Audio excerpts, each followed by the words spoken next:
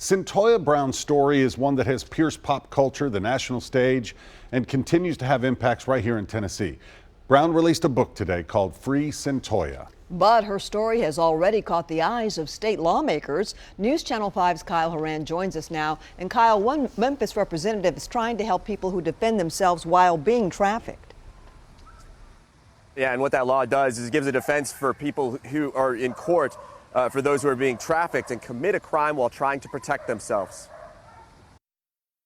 I think most of the difficulty was around the presumptive language.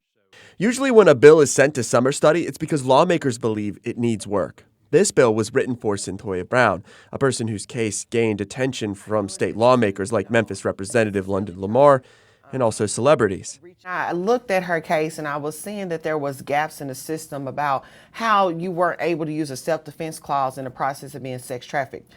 Brown was sentenced to life in prison for killing 43-year-old Johnny Allen. Brown says at the time she was a victim of human trafficking.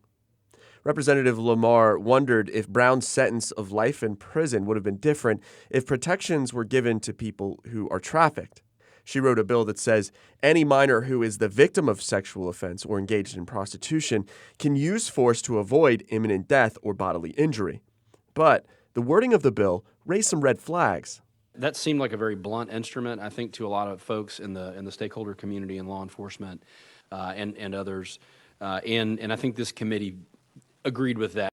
This idea that someone might use the new statute for evil is one that Representative Lamar agrees with and decided she wants to change. The language before I was concerned would really lend itself to the ability for someone to take advantage of it to commit a cold-blooded murder. So she now plans to bring a new bill in 2020, one that fixes the language to require a burden of proof that human trafficking actually happened. It's a compromise some members of the committee say they're more likely to support.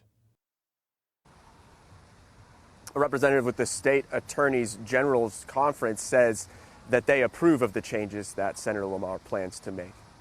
Reporting at the state capitol, Kyle Horan, News Channel 5.